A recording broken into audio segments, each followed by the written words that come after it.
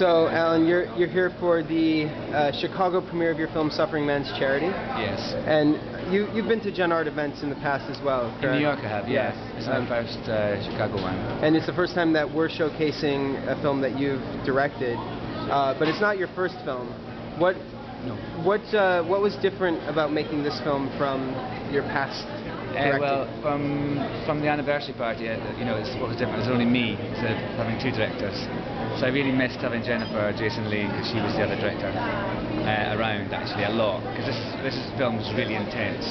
I mean, more crazy and intense than the anniversary party. So playing this nutty, mad, obsessive person as well as directing it was.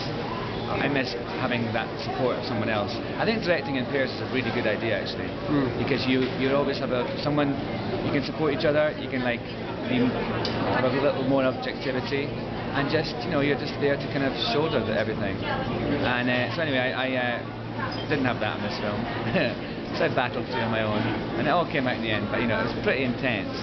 And what sort of other creative inspiration do you bring to the table? You're an actor, but is there music or reading or things that inspire your creative vision?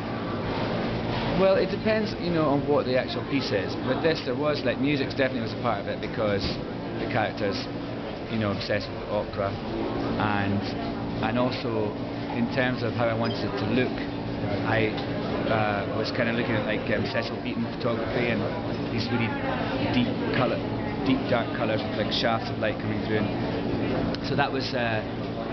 Those were big influences on how I wanted the aesthetic to be. But in general, I just kind of. I'm drawn to things that sort of are a little odd and are quite darkly funny. This is a very, very dark comedy, but a comedy nonetheless. And I think I just really love the idea. I love being kind of provocative, and I love kind of taboo. And in a way, what I'm asking the audience to do in this film is to engage and to laugh at things that they feel uncomfortable laughing at. So I quite like that. That's great. And as an artist, how do you define success?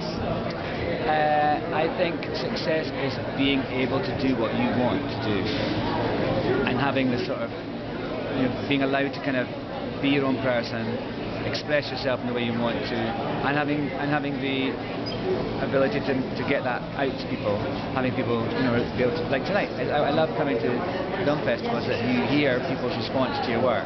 Like in most films, I don't go to the cinema and watch my films. I'll see it at the premiere.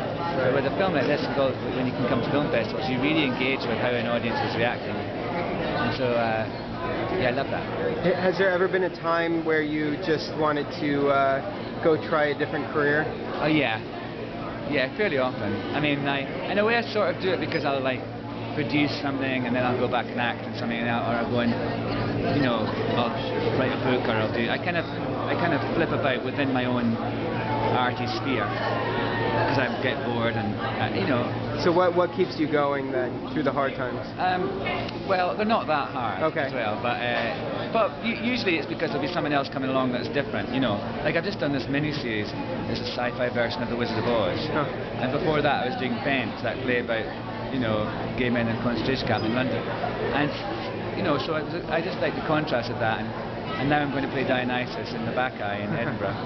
So that's kind of what keeps me going. That's great diversity. Yeah, and also I don't think I'd be any good at anything else. I'm too old to,